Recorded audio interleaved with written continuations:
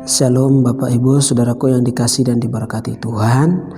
Malam hari ini kita belajar firman Allah dari Mika pasal 5 ayat 1-4 dengan satu tema menjadi damai sejahtera.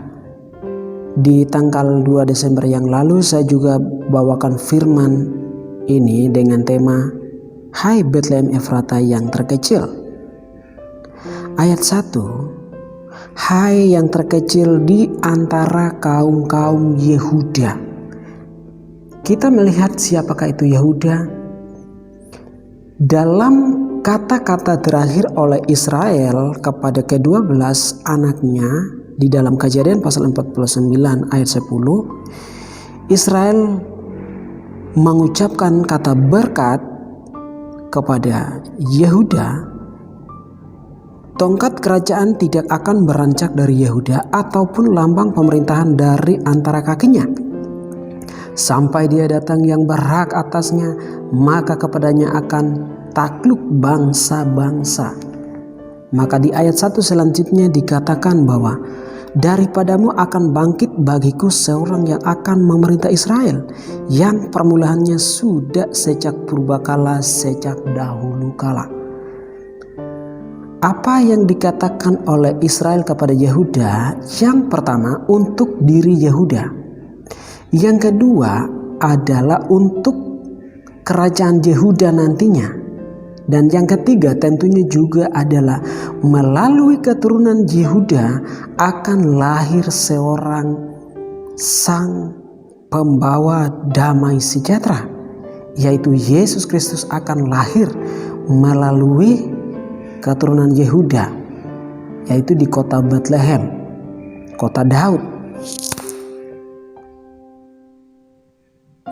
Bapak Ibu yang dikasih dan diberkati Tuhan, bunyi firman Tuhan di ayat yang ketiga, maka ia akan bertindak dan akan mengembalakan mereka dalam kekuatan Tuhan, dalam kemegahan nama Tuhan Allahnya. Mereka akan tinggal tetap, sebab sekarang ia menjadi besar sampai ke ujung bumi. Ayat 4, dan dia mencari damai sejahtera. Bapak Ibu yang dikasih dan diberkati Tuhan, menjadi damai sejahtera, pertanyaannya adalah bagaimana kita bisa mencari damai sejahtera? Dengan pertanyaan demikian tentunya akan menjawab cara-cara mencari damai sejahtera. Tapi saya akan lebih fokus kepada bagaimana kita bisa mencari damai sejahtera.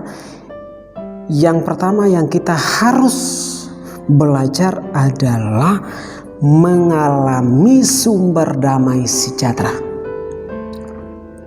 Tanpa orang mengalami sumber damai sejahtera, orang itu tidak akan pernah menjadi damai sejahtera bagi dirinya bahkan orang lain. Karena yang mencari damai sejahtera harus mengalami sumber damai sejahtera, yaitu Yesus. Kenapa? Karena sumber damai sejahtera, dia akan mengembalakan umatnya, dia akan mengembalakan orang dengan kekuatan Tuhan. Kemudian yang kedua, orang itu akan digembalakan dengan kemegahan namanya sendiri, yaitu nama Tuhan.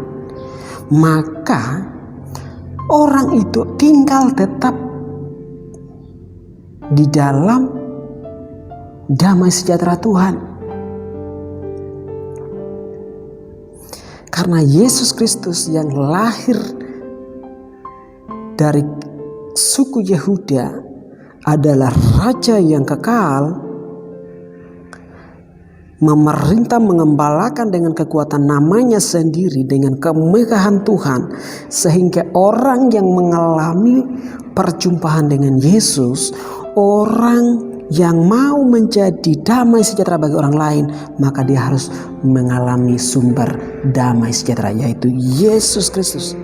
Tanpa orang itu mengalami sumber damai sejahtera, maka tidak akan pernah menjadi damai bagi orang lain. Kok orang di luar sana bisa kok? Kenapa kok harus demikian? Maka kita harus perlu melihat bahwa orang di luar Yesus, dia bisa membawa damai di tengah-tengah keluarganya hanya dengan sumber yang berasal dari dirinya sendiri. Tetapi di malam hari ini kita melihat dari sumber damai sejahtera itu dari Yesus Kristus itu sendiri. Orang yang mengalami sumber damai sejahtera itu menikmati dan mengecap kebaikan damai sejahtera itu sendiri, maka dia akan wajib, dia akan berhak, dan dia layak menjadi damai sejahtera bagi orang lain.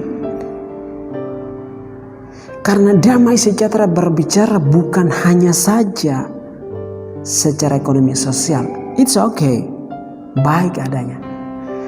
Tapi sesungguhnya yang berbicara damai sejahtera di malam hari ini adalah damai sejahtera bagaimana orang mengalami perjumpaan dengan Yesus.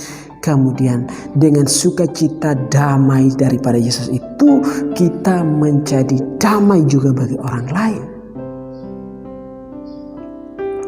Ini memang Bapak Ibu berkaitan juga dengan kepribadian kita. Bagaimana kita bisa menjadi damai bagi orang lain kalau kita sendiri belum beres dengan Tuhan? Bagaimana kita bisa membawa damai dengan anak dan keluarga kalau kita sendiri belum beres dengan Tuhan, belum berdamai dengan diri kita, dan belum berdamai dengan Tuhan? Maka dalam momen-momen bulan yang penuh dengan berkat dan anugerah Tuhan, bulan yang penuh sukacita dengan damai Natal, marilah kita belajar untuk menjadi damai sejahtera bagi orang lain. Dengan kita belajar sungguh-sungguh memohon belas kasihan Tuhan, sehingga Tuhan mengaruniakan damainya itu kepada kita, sehingga kita menjadi berkat bagi keluarga, bagi anak kita, bagi diri kita, dan bagi orang lain. Dengan kata-kata kita, dengan kehadiran kita, dengan pelayanan kita, ya, mari kita menjadi berkat bagi diri kita, keluarga kita, dan bagi banyak orang. Terpujilah nama Tuhan, sumber damai sejahtera memberkati kita sekalian. Shalom.